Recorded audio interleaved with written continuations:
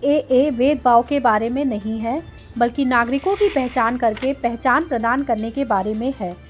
नागरिकता संशोधन अधिनियम धर्म के बारे में नहीं है या भेदभाव करने के बारे में नहीं है, बल्कि उन लोगों की मदद करने के बारे में है जिनके साथ भेदभाव किया जाता है, या उत्पीड़न के बारे में नहीं है, बल्कि नागरिकता देकर गरिमा प्रदान करने के बारे में है। CAA ने पाकिस्तान, बांग्लादेश और अफगानिस्तान के हिंदू, सिख, जैन, बौद्ध, पारसी और ईसाई प्रवासियों को भारतीय नागरिकता के लिए पात्र बनाने के लिए नागरिकता अधिनियम 1955 में संशोधन किया।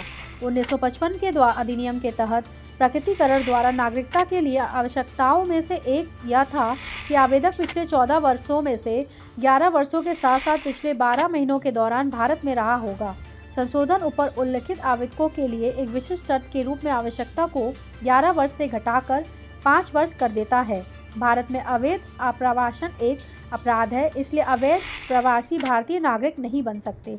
हालांकि इस संशोधन के माध्यम से सरकार ने पाकिस्तान, बांग्लादेश और अफगानिस्तान से हिंदुओं, सिखों, बौद्धों, जैनों, पारसियों और ईसाइयों को छूट दी है, जो 21 दिसंबर 2014 को या उससे पहले भारत आए थे।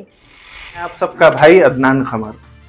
CAA के नाम पर हमारे भारत के मुसलमानों को गुमराह करने की कोशिश की जा रही है, उन्हें डराया जा रहा है, खौफजदा किया जा रहा है, और बड़ी बदकिस्मती से ये कहना पड़ रहा है कि ये काम हमारे खुद मुस्लिम सियासी और गैर सियासी तंजीमें कर रही हैं।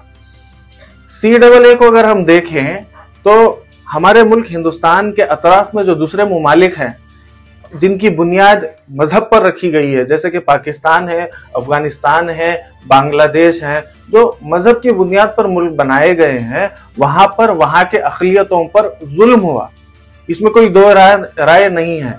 वहां पर जो हिंदू रहे, सिख रहे, बुद्धिस्ट रहे, क्रिश्चियंस रहे, वहां पर बहुत ज्यादा माइनॉरिटीज पर जुल्म हुआ और शरणार्थी बनकर वो इंडिया में आए।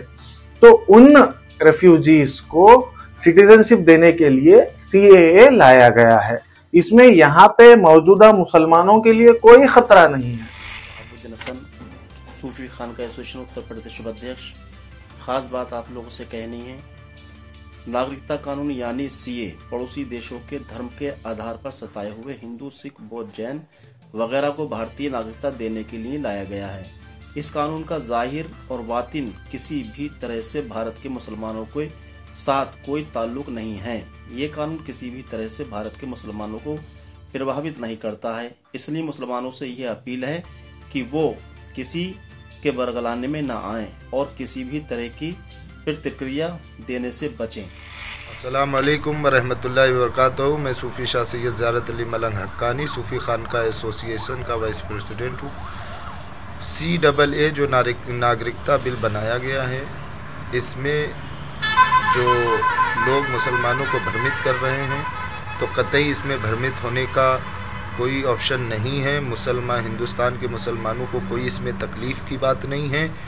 जो बाहर जो पड़ोसी मुल्क हैं, वहाँ पर जो हिंदू, सिख, बौद्ध धर्म के लोग जो धर्म की बुनियाद पर सताए जा रहे हैं, पीड़ित किए जा रहे हैं, ऐसे लोगों के लिए हिंदुस्तान ने इस बिल को बनाया है। उनको हिंदुस्तान में सुरक्षा के साथ रखा जाएगा। जो परेशान हैं, पल पल की यातनाएं झेल रहे हैं, ऐसे लोगों के लिए हिंदुस्तान ने CAA का इनकाद किया है। इसको हम मुसलमान स्वीकार करते हैं। इसमें मुसलमानों का कोई भी अनहित नहीं है, ना इसमें कोई परेशानी है। मैं हिंदुस्तान के मुसलमानों से अपील करता हूं कि वो किसी भी बहकाए और फुसलाए में ना आए, किसी की बात का एतबार ना करे। इसमें मुसलमानों का कोई भी नुकसान नहीं है। इस बात से कोई इनकार नहीं कर सकता कि पाकिस्तान और बांग्लादेश में अल्पसंख्यक आबादी में कमी आई है, क्योंकि लाखों लोगों को प्रताड़ित किया जाता है, उनका धर्म परिवर्तन किया जाता है और उनकी हत्या कर दी जाती है।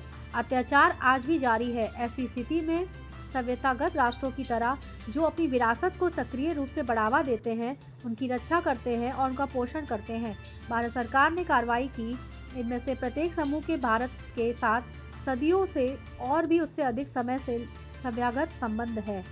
फैलाए गए सबसे बुरे झूठों में से यह है कि CAA ने भारतीय मुसलमानों के खिलाफ है कि CAA का भारतीय नागरिकों से कोई लेना देना नहीं है, चाहे वे मुसलमान हो या अन्य।